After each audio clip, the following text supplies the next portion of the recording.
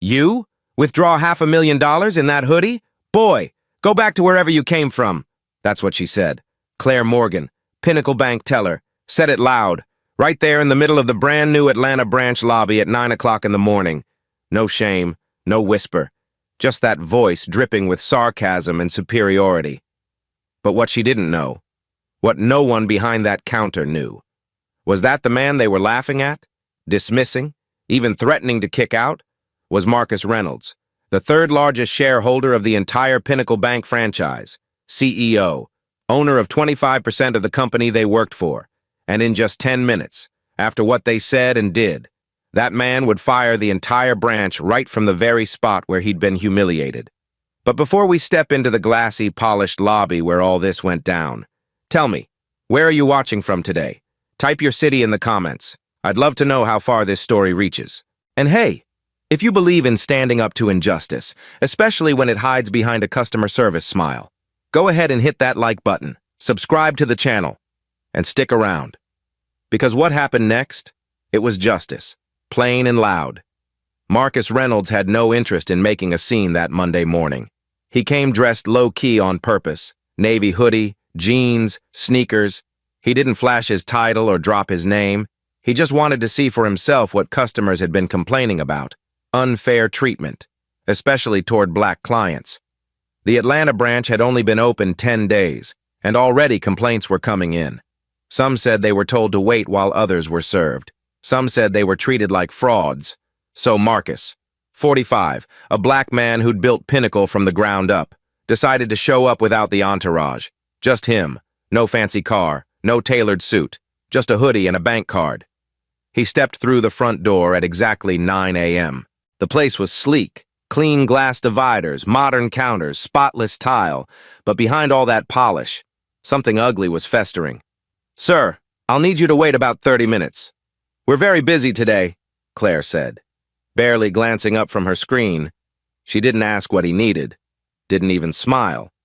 But the two well-dressed customers behind Marcus, the Harrisons, an older white couple in matching beige blazers, she greeted them like royalty. "Right this way, Mr. and Mrs. Harrison," she beamed.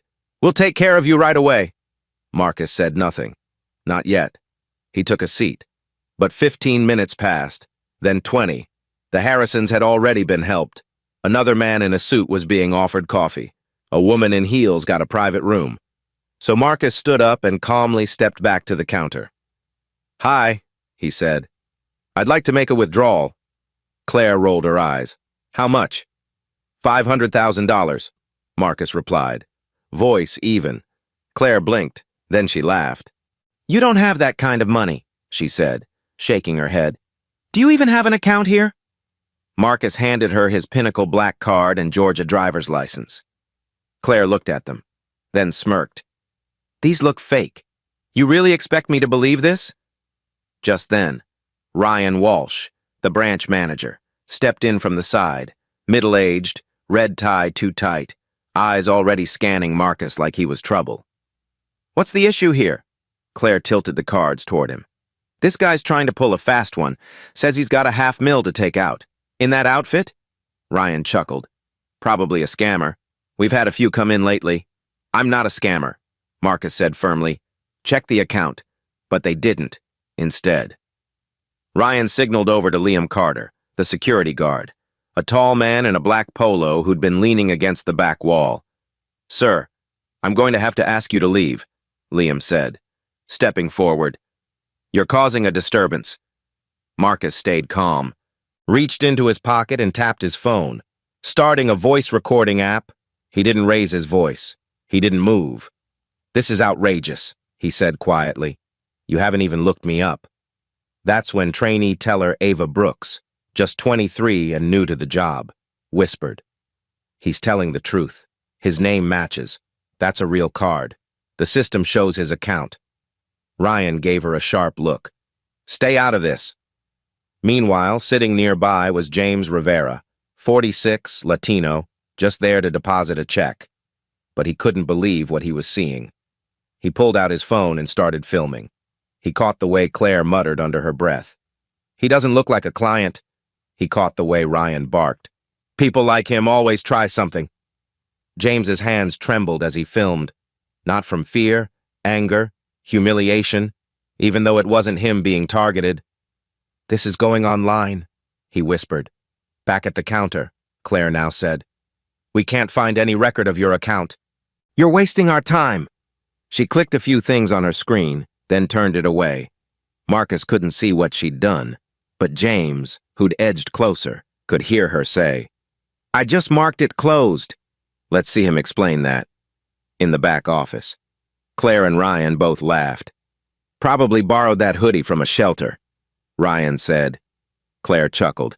"Bet he's gonna cry next." Liam stood firm, arms crossed. "Move now, or I'll escort you out myself." Ava looked stunned.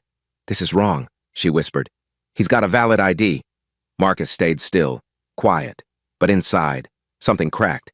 He wasn't just a man being insulted. He was the man, the one who wrote the checks that paid these people, the one who had vouched for this branch. He looked at Liam. "You don't want to do this," Marcus warned. "You'll regret it."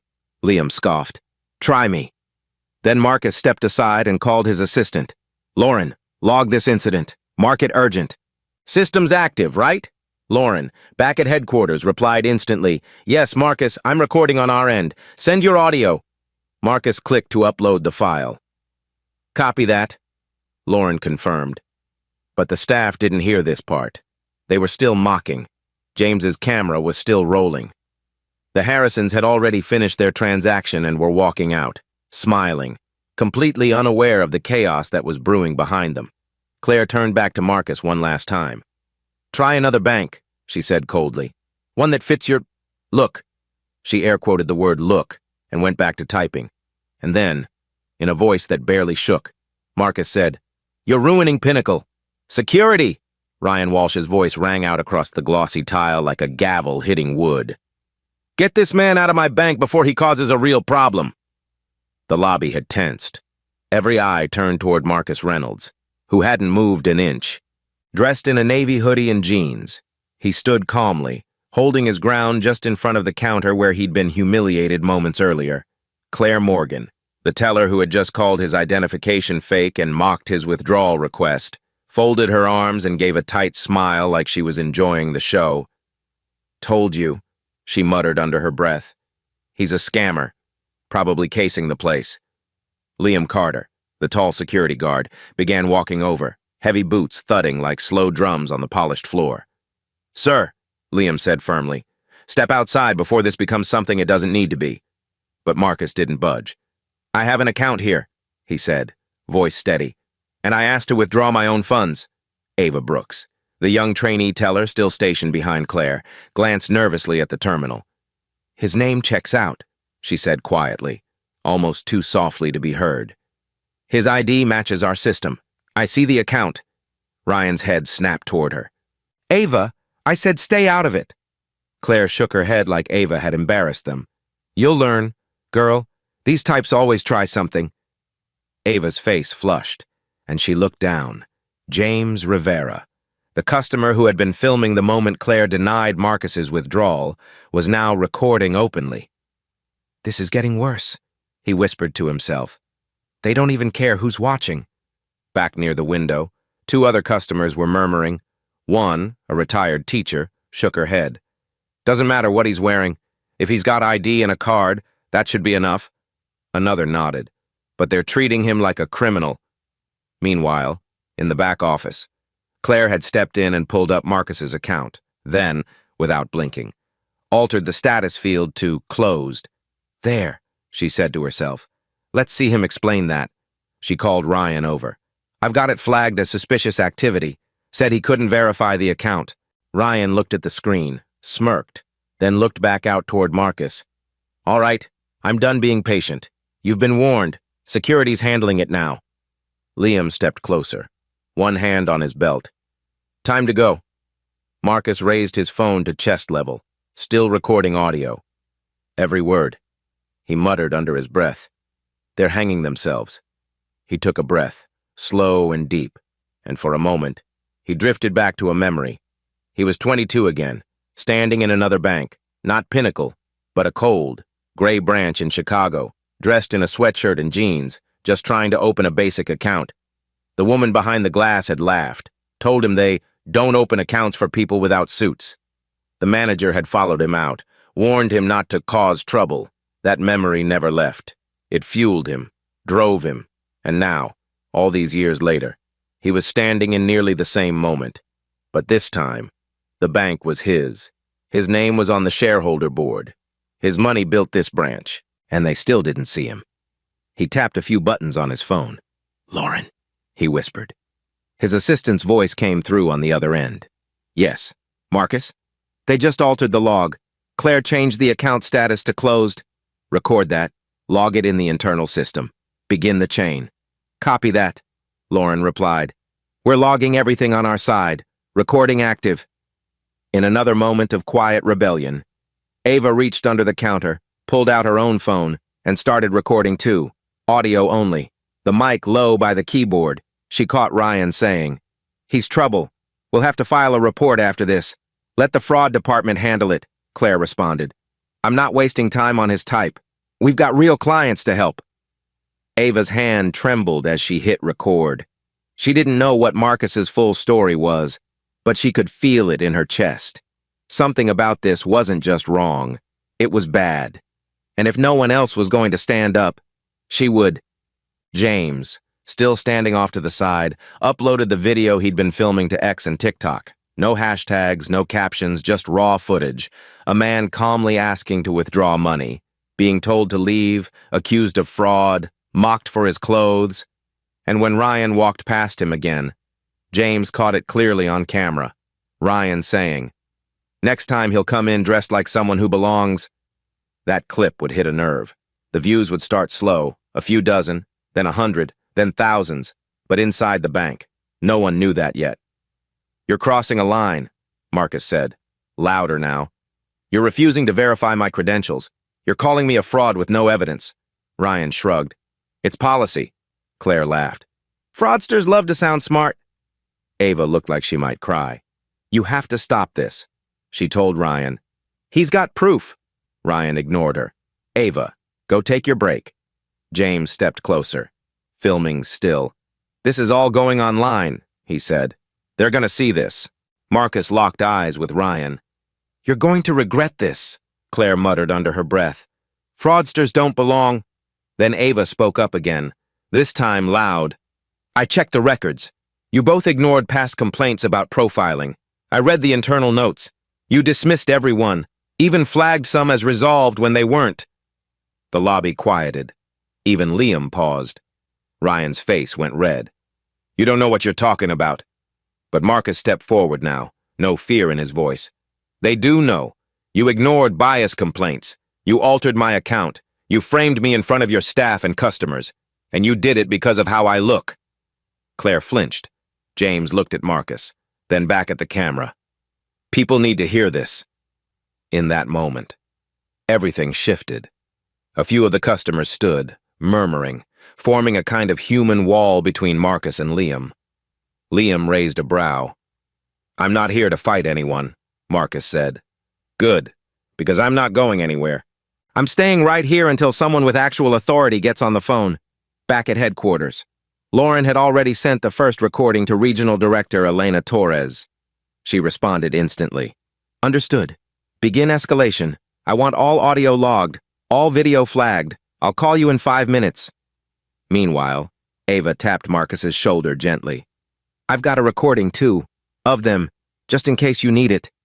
Marcus looked at her and gave a nod. "Thank you," he said simply. For the first time that morning, someone had spoken to him like he belonged. James turned his phone around. "You're going viral," he said. "This thing's climbing." Marcus gave a faint smile. "Let it." The lobby of Pinnacle Bank's brand new Atlanta branch had turned from calm and modern to tense and electric, like a storm cloud rolling in over polished floors and soft jazz music. At exactly 9:06 a.m., Ryan Walsh, the branch manager, grabbed the intercom phone and spoke in a clipped, agitated voice that echoed through the entire space. "Attention staff, please be advised. The individual in the lobby is creating a disturbance. Security is instructed to remove him immediately." The words hit like a slap across the face. Claire Morgan smirked from her teller window. "Guess the show's over," she muttered. Marcus Reynolds, still standing in the center of the lobby in his navy hoodie and jeans, stayed silent, his face stone cold, his phone still recording every second. He'd taken abuse before, but this? A public shaming in a building he helped fund, from people who didn't even think to check the account they were mocking? It wasn't just insulting, it was personal. Liam Carter, the security guard, started moving in fast now, hands open but voice firm. "Sir, I've asked you nicely. You need to leave, now." But before Liam could grab his arm, a voice called out, "Hold on!" It was Ava Brooks, the young trainee teller. Her voice was small but clear. "He didn't do anything wrong." She stepped out from behind her window, holding her phone in one hand and a printed receipt in the other. "I pulled up the account. Marcus Reynolds. Active. Account ending in 0047. Verified. Balance confirmed," Ryan barked. "Ava, get back to your station." "No," she said. "Not this time." James Rivera, still recording, stepped forward too. "This is all on tape. All of it. The way you mocked him. Ignored his ID. Changed his account status. We've got audio and video." Ryan's face flushed red. He turned and hissed. "You can't record in a bank. That's illegal." James shook his head. "Public space. No expectation of privacy. And I'm not recording account info. I'm recording behavior." Customers nearby began standing from their seats. An older woman with silver hair crossed her arms and said, "Why'd you call security on a man asking for his own money?" Another man in work boots stepped forward. "You never checked his info. You just looked at him and decided." Liam, now just a step away from Marcus, hesitated. "Sir," he said, but there was something different in his tone now. Not forceful, cautious. Marcus turned to face him. "Don't make this mistake, Liam, not you." The two locked eyes. Tension thickened. Then, from the teller area, Claire leaned into the back office doorway and whispered something to Ryan, loud enough for James's camera to pick up. "Let's just frame him for being aggressive. Say he raised his voice." Ryan nodded slightly. "We'll claim he threatened staff. That'll shut this down." That whisper changed everything. Ava's eyes widened. "They're lying," she shouted. "They're trying to cover it up." She hit play on her phone, recording from earlier that morning. Ryan's voice was crystal clear. "He's trouble. Just call him a scammer and get him out." Then Claire's voice. "He's not a real client. No one dressed like that has $500,000. The audio echoed in the lobby, catching every insult, every biased assumption.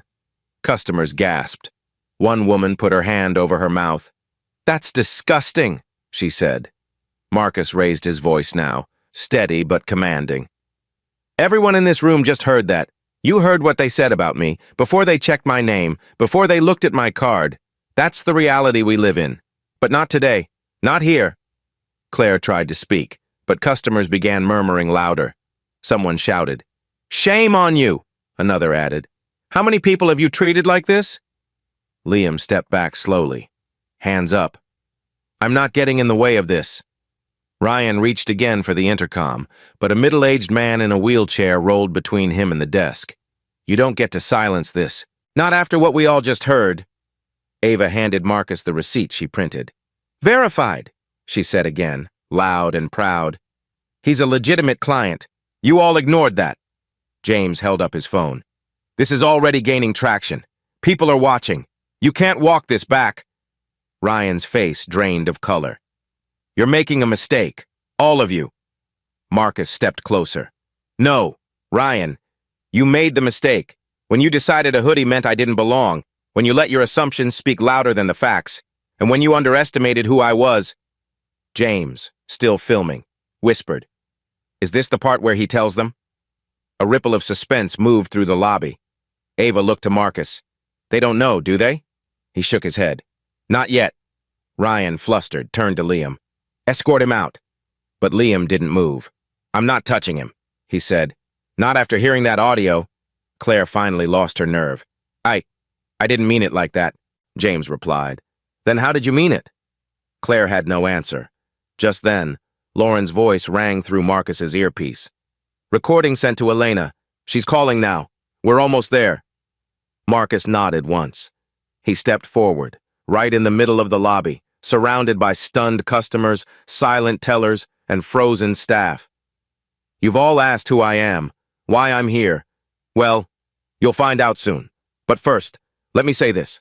This moment, this incident, everything you did this morning, it's bigger than me. It's about what happens in places like this, to people who look like me, every single day. The looks, the accusations, the denials, the lies. It stops here. Someone started clapping, then another and another. A slow ripple of support moved through the room like a wave, customers rallying not just around Marcus but around what he stood for. James kept filming, now circling slightly to capture everyone's faces. "This is going to explode," he said. "They don't even know who he is yet." Marcus turned toward Claire. "You forged a log entry, claimed my account didn't exist. You lied to cover your own bias." Claire looked down, ashamed. Ryan tried to speak, but Marcus cut him off. "And you? You used your title to protect her, to threaten me, to try to make me vanish, but I'm not going anywhere. And you? You're done." Ava stepped closer to Marcus's side. "We're not all like them," she said. "Some of us want to get it right." Marcus gave her a soft nod. "And some of you will." The weight of the moment pressed into the room. No one moved. No one breathed. Then Marcus spoke once more, voice even. "This is your last chance to do the right thing before I do what needs to be done." Ryan, sweat beading on his forehead, looked around the lobby at the crowd of angry, determined faces, people who'd come to do everyday things like deposit checks or open accounts, now transformed into witnesses and defenders.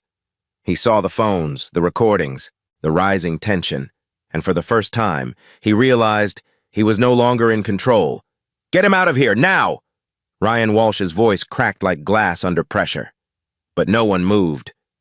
The branch manager stood in the middle of Pinnacle Bank's 10-day-old Atlanta lobby, red-faced and desperate, trying to reassert control that had long since slipped through his fingers.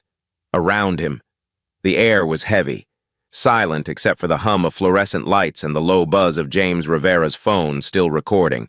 Claire Morgan, shaken but stubborn, stood frozen behind the teller counter, mouth tight, eyes darting as if searching for an escape hatch. Liam Carter, the bank's security guard, shifted from one foot to the other, looking less like an enforcer and more like a man who realized the ground beneath him had turned to ice. "Do it!" Ryan barked again, pointing at Marcus Reynolds, who stood calmly, centered, unreadable. But Liam didn't move, not an inch. Instead, it was the customers who stepped forward. 3 at first, then 5, then nearly everyone who'd been seated just minutes ago, now forming a half circle around Marcus, not to block him, but to protect him. An older woman with a walking cane stood at the front. "You're not laying a hand on him," she said firmly. "I may be old, but I've seen enough of this in my lifetime to know it's wrong." A man in a UPS uniform echoed. "You touch him. You go through me." Ryan looked around in disbelief. "You're interfering with bank protocol." But the crowd didn't budge. "No," someone said from the back. "We're interfering with your racism." Marcus glanced at Ava Brooks, the young trainee who'd stood beside him through it all. She nodded, holding her phone tight, the audio of Ryan's and Claire's comments still saved on her device. He turned slowly, letting his eyes meet those of the people around him. Black, white, Latino, elderly, middle-aged, blue-collar, white-collar. People who didn't know him but knew enough to know what injustice looked like. He saw Liam hesitating still, caught between orders and conscience. "Don't do this," Marcus said, quiet but firm. "You saw what happened. You heard the recordings. You know the truth now. If you lay a hand on me after all that, it's on you." Liam looked to Ryan, then back at Marcus. "I was following orders," he muttered. "Not anymore," Marcus replied. "This is your choice." Claire scoffed, voice rising, brittle. "You're all being manipulated. He's probably filming a setup, some scam for likes." But no one laughed with her. Even her fellow tellers had gone silent. Then, almost too calmly, Marcus pulled out his phone and dialed. "Elena Torres, please," he said into the receiver. "This is Marcus Reynolds." A pause. Then his tone shifted ever so slightly. "Yes, go ahead. I authorize immediate termination for Ryan Walsh and Claire Morgan. Liam Carter to be placed on probation with mandatory retraining pending final review." There was a stunned beat of silence. Claire's mouth fell open. Ryan's hands balled into fists. "You can't fire us," he barked. "You're just a customer." "No," Marcus said, eyes narrowed. "I'm your CEO. The crowd reacted in waves. Gasps rippled across the lobby. One man literally stepped back, whispering. "What?" Ava's hand flew to her mouth. James lowered his camera slightly. "Oh my God," someone said. "This is his bank?" Marcus nodded once. "I own 25% of Pinnacle Bank. I helped design this branch. I fought to build it here, in this community. And now I'm watching it rot from the inside out, because of people like you." Ryan looked pale. Claire stumbled back against the counter. "You. This isn't how we do things." She stammered. "No," Marcus said. "It's how you did things. That ends today." Liam slowly stepped away from Marcus, hands open. "If you're really him," Marcus turned. "I am. And you're not the worst here, Liam, but you stood by and let it happen. You still have a chance to make it right." Lauren's voice came through the earpiece again, crisp and direct. "Regional Director Elena Torres has approved the actions.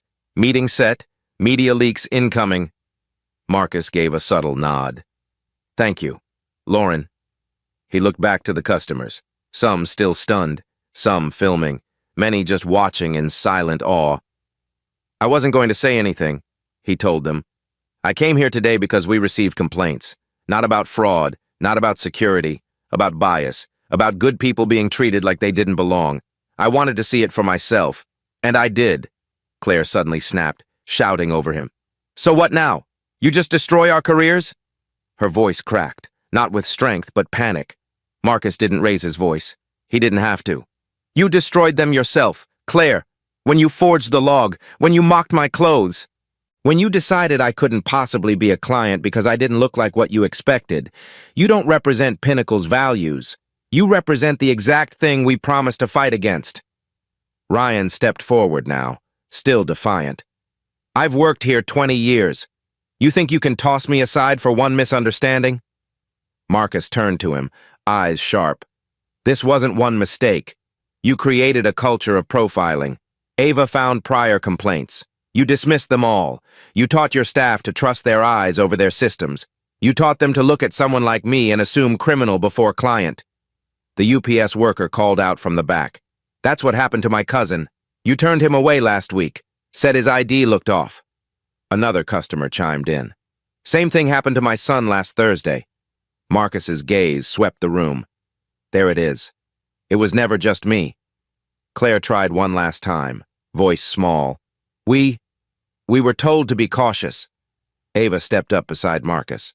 "No, you were told to be fair. You chose bias, over and over." Marcus looked to her. "You've shown more integrity in 10 minutes than they have in 10 years. You stood up when it mattered. You're going to help us fix this place."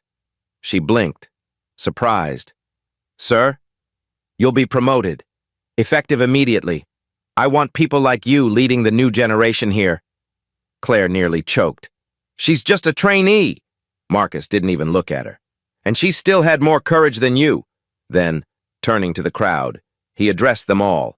"There's going to be change, starting today. Training, audits, accountability. And to those of you who were mistreated, whether today or before, I'm sorry. You deserve better." James raised his phone again, tears just starting to rim his eyes. This is what leadership looks like," he whispered. Not loud, not violent, just right. As the crowd began to settle, murmurs turning to quiet applause, Marcus finally exhaled. For the first time since stepping foot into the branch that morning, he felt the tension loosen in his chest, not because it was over, but because the real work could begin. This wasn't just about a withdrawal. It was about dignity, about truth, and about standing your ground, even when the system tries to shove you out the door. And now the door was open for change. "You're the CEO?" Claire's voice cracked as if the words sliced her from the inside. Her knees buckled just slightly, catching the edge of the teller counter as her eyes went wide. "You're Marcus Reynolds?" Marcus didn't answer right away. He just looked around that lobby, his lobby, filled with stunned customers, silent employees, one trembling security guard, and a young trainee who had risked her job to stand by what was right. He took a breath, calm and sure. Then he spoke, his voice low but undeniable. "Yes," he said, "I am Marcus Reynolds. I'm the CEO of Pinnacle Bank, and I own 25% of this entire institution. This branch? I personally approved the budget, I helped pick the location, and I built it with one purpose in mind, so that everyone in this community would be treated with dignity and fairness. He paused, letting the words land. Instead, I walked into a bank carrying my name, and I was treated like a criminal, by my own staff. The room was frozen.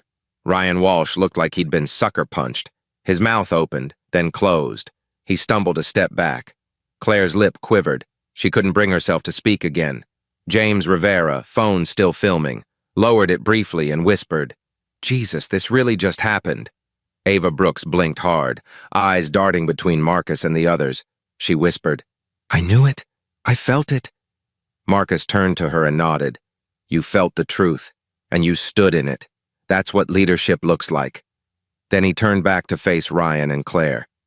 "You two are terminated, effective immediately. Your actions this morning, your assumptions, your forged records, your insults, your refusal to verify basic information, they don't just violate bank policy, they violate every value I've built this company on." Ryan's face flushed crimson. "You can't just fire us. There's a process." Marcus raised a brow. "Oh, there'll be a process. HR will complete the paperwork. But your access ends now, and your badges will be deactivated before you reach the parking lot." Claire, now pale and trembling, stammered, "I didn't. I was just doing what I was told." "No," Marcus cut in. "You did what you wanted. You judged me by my hoodie, not by my account, not by my ID, not by my name. You made a decision the second I walked in, that I wasn't worth your time, that I didn't belong here, that I wasn't a real client, but I am more than that. I'm the man who signs the checks. I'm the man who built this system so it wouldn't do what you did today." Claire's legs finally gave, and she sat down behind the counter, mouth slack, face drained of its usual smugness. Then, almost like something snapped, she muttered, "Ryan told me to do it. He's been doing it for years. It's how he trains us." The room went still. Ryan looked stunned. "Claire," he warned, but she kept talking, voice shaking. "He told us to prioritize presentable clients. Said folks in suits get priority. If someone came in looking casual, he said to verify twice, ask questions, delay if needed." Marcus's eyes narrowed. "How many times?" Claire didn't answer, but Ava did. "There are at least 6 complaints logged just this month. I found them last night when reviewing training notes, all flagged resolved, none actually reviewed. Some from black clients, some Latino. One was a mother with a crying baby who just wanted to cash a check." A wave of anger rolled through the lobby. Customers began murmuring again, one woman said. "So it was a pattern." Another added, "This wasn't just bias, it was policy." Marcus's voice dropped low, heavy. "I built Pinnacle to be different, to be better. I know what it feels like to be turned away. At 22, I was denied service for wearing jeans. The teller looked me over and said, 'Come back when you look like someone we can trust.' That moment stuck with me, drove me, fueled everything I did to build this bank. So I made it a rule. Our clients are judged by facts, not by fashion." He turned slightly, speaking now to the entire room. "What happened here today proves we still have work to do, but it ends now." Liam Carter, still standing off to the side, finally found his voice. "What happens to me?" Marcus looked at him, not with anger but with something deeper, disappointment, maybe, or measured hope. "You didn't start this," Marcus said, "but you didn't stop it either. You followed orders instead of asking questions. You stood by while your co-workers twisted the truth. I'm placing you on probation, effective today. You'll undergo retraining, and if you pass, we'll talk about keeping you on." Liam nodded slowly. "That's fair," he said quietly. "I want to do better." Marcus gave him a small nod. "Then start now." Then, turning to Ava, Marcus smiled. "Ava Brooks," he said, and she straightened. "For your integrity, your courage, and your willingness to speak up even when it was hard, I'm promoting you. You're no longer a trainee, effective immediately. You're an assistant branch supervisor, and I'll be working with you to ensure this branch becomes the model of fairness it was meant to be." Ava gasped. "Sir, thank you." Marcus shook her hand. "No, thank you." Around them, the customers who had stood watch through the chaos began clapping, slow at first, then rising. Applause not for spectacle, but for justice, for courage, for accountability. James raised his phone again and spoke directly into the lens. "This just turned from a nightmare into a movement." As the noise settled, Claire whispered, almost inaudibly, "It wasn't just us. There are others, other branches. They've been doing the same." Marcus turned sharply. "What do you mean?" Claire looked up, defeated. "We were told not to flag certain complaints, that it made the numbers look bad. It came from regional. We just followed the cues." Lauren's voice came through Marcus's earpiece again. "We've logged her confession. Elena says she's initiating a full internal review. All branches, all transaction logs, all profiling-related complaints, effective immediately." Marcus turned to the crowd. "You heard that. It wasn't just this branch. It was deeper, and now it's coming to light.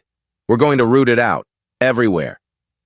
There was a hush, that final twist, that this wasn't just one bad branch, but possibly a systemic rot, settled like a weight in the room.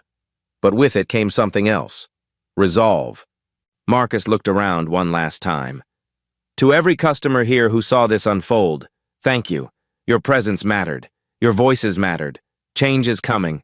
Real change. And it starts here. With me. With you." He turned to leave, but not before locking eyes with Ryan one final time. "You judged me by my clothes, and you lost your job because you couldn't see past them. Let that lesson follow you. Let it change you." Ryan said nothing. Claire was crying now. Liam stood straighter. Ava looked overwhelmed, but proud. And Marcus? He walked out of that lobby, not as the man they tried to humiliate, but as the leader who stood up, stood firm, and stood tall, when it mattered most. The doors to the Pinnacle Bank lobby had just closed behind the last customer when Marcus Reynolds turned to Liam Carter, voice calm but firm. "Clear the floor. We need privacy. Now." Liam, now operating under the weight of probation and purpose, gave a respectful nod. Within minutes, blinds were drawn, lights dimmed, and only 4 people remained in the glass and stone silence of the branch: Marcus, Ryan Walsh, Claire Morgan, and Ava Brooks. The tension that had been public moments earlier had now settled into something colder. Quiet accountability. "This," Marcus began, pacing slowly between them, "is a formal internal meeting. Actions taken here will be logged and submitted to headquarters. Regional Director Elena Torres is on standby. You'll speak truthfully, or I'll make sure your termination includes legal scrutiny." Ryan, standing with folded arms but no bluster left in him, muttered, "Understood." Claire, eyes swollen, gave a small nod. Ava, now standing near the teller line with a printout of her recordings in hand, kept her gaze steady on Marcus. "First," Marcus said, stopping in front of Claire, "you are terminated for cause. You mocked a client, me, altered transaction logs, and ignored identity verification procedures. Your actions today alone justify dismissal, but your confession, your participation in a larger pattern of buried complaints, that exposes something bigger, and now we have it on record." Claire blinked hard, tears slipping down her cheek. She didn't argue. She didn't defend herself. She just whispered, "I didn't think I'd get caught." Marcus nodded. "That's exactly the problem." He turned to Ryan next. "You taught this behavior. You built a culture of profiling inside this branch and then hid it with fake resolved complaint entries. That's fraud. Ryan, at best, it's negligence. At worst, it's institutional bias. Either way, you're done. Your termination is non-negotiable. HR has already been notified." Ryan finally spoke, his voice gravel and shame. "You think you're saving this place by throwing me out?" Marcus stepped closer. "No, I'm saving it by cutting out the root. You forgot this bank was founded to fight exactly what you became." Marcus looked to Liam now, whose hands were behind his back, chin down. "You had the chance to speak up. You had the instincts, but not the courage. I'm placing you on a 90-day probation. You'll undergo mandatory retraining, implicit bias, conflict resolution, non-discriminatory response procedures. If you pass every course, you can reapply for your role. If not, you're done too." Liam nodded slowly. "I don't want to be who I was today," he said quietly. "I'll do the work." "You better," Marcus replied, but not cruelly. He turned now to Ava, who had been silent until then. "And you," he said. "You're the future I hope this bank would have." Her eyes widened slightly. "Me?" "Yes," Marcus said. "You spoke up when it was risky. You listened to your gut. You checked the system, not the suit. And when it mattered, you didn't fold. You recorded what was right. I'm promoting you. Effective immediately. You'll serve as interim assistant branch supervisor. You'll report directly to Elena until we assign a new branch lead." Ava blinked in disbelief. "Thank you. I just didn't want to be part of something wrong." "And because of that," Marcus said gently, "you helped make something right." Lauren's voice came through on speaker now, clear and composed. "Media interest is rising. James's video is making rounds across platforms. We've been contacted by 3 journalists, but so far, no official comment has been released." Marcus nodded. "Good. Let the story breathe on its own. This isn't about PR, it's about policy." Elena Torres joined the call next. "Full internal audit is approved. Every complaint log from the past 2 years will be pulled. We're ordering a region-wide retraining program. Immediate rollout. Ava's promotion will be publicly listed once her paperwork clears. Terminations will be sealed and final by close of business." Marcus stepped back, finally letting a small breath out. "We're not just cleaning up a lobby today, we're reforming a culture." Claire, still seated, spoke for the last time. "It wasn't just us. You know, we were told to ignore complaints to protect our branch rating. It's all numbers to them." Marcus gave a slow nod. "And that's why it ends here." As the meeting closed, and the weight of the moment settled over them like dusk, Marcus looked around that silent lobby, the same lobby that had nearly turned into a scene of disgrace. Now it was something else, a place where bias had been confronted, where silence had been broken, and where accountability, long overdue, had finally arrived. 3 months later, the sunlight poured gently through the tall windows of Pinnacle Bank's Atlanta branch, but the energy inside felt completely different from that tense morning back in June. Gone was the icy politeness that masked judgment. Gone were the long glances at clothing, the hesitation before greeting a black customer, the quiet assumptions that someone didn't belong. What had replaced it was something stronger, steadier, trust. And at the center of that change was Marcus Reynolds. He stood near the same spot where he had once been accused of fraud in a hoodie and jeans, now wearing the same outfit, not out of protest, but as a reminder. Around him, staff greeted clients with genuine warmth. Ava Brooks, now the full branch supervisor, trained new hires with empathy and firmness. Liam Carter, still on probation, had just finished his final round of training. He walked up to Marcus that morning, hand extended, voice low. "Thank you for giving me a chance," he said. "I won't waste it." Marcus shook his hand. "I believe you," he said simply. That day had changed more than just a staff roster. It had shaken a system. Across the region, internal audits exposed patterns of ignored profiling complaints that had quietly collected dust in back-end systems. Marcus, with support from Elena Torres and Lauren Miles, launched a full reform initiative, mandatory anti-bias training, direct accountability audits, anonymous reporting structures, and a strict zero-tolerance policy for profiling behaviors. More importantly, he humanized the policy. He didn't hide behind corporate memos or legal disclaimers. He showed up, in person, in hoodie and jeans, to remind people that fairness shouldn't depend on appearance. And the message spread. James Rivera's video, quiet and raw, had passed 10 million views. He never added hashtags, never edited it, just let the truth breathe. Media outlets picked it up slowly at first, then with urgency. The story became more than a viral video. It became a case study in leadership. In one interview, Ava said, "He didn't raise his voice. He didn't humiliate anyone. He just stood still and let them hang themselves on their own assumptions. That taught me more about justice than any textbook ever could." Customers returned. Some who had once left in frustration came back and spoke openly about what they'd endured. One woman said, "I didn't expect compensation. I just wanted someone to believe me." And now, they did. Pinnacle issued private apologies, not public stunts, no camera crews, no press releases, just quiet letters, direct calls, and fair settlements. Real change happened not in headlines, but in hallways. One former employee, anonymous at first, came forward with records showing that regional management had knowingly allowed Ryan Walsh to manipulate internal logs to keep complaint numbers low. They didn't want to look bad on paper, the whistleblower wrote. That final twist validated Marcus's instincts. This wasn't just about one bad manager or a cruel teller. It was about a system too comfortable looking the other way, and Marcus had forced it to open its eyes. He didn't want praise. He wanted progress, and it showed. When asked why he hadn't gone public sooner, Marcus replied, "Because justice doesn't need a spotlight, it needs a backbone." His words stayed with people. Staff printed them out and taped them in break rooms. Branches quoted them in training sessions. Customers repeated them to their children. And on that same spot, 3 months later, a group of community members gathered for what they quietly called the morning that changed everything. They weren't there for a ceremony, just a conversation. Marcus walked by, and they stood, clapped, and thanked him. A retired teacher hugged Ava. "You make me believe in young people again," she said. Liam, humbled and quieter now, offered a respectful nod to every guest who entered. No one mentioned the incident by name, but everyone felt its echo.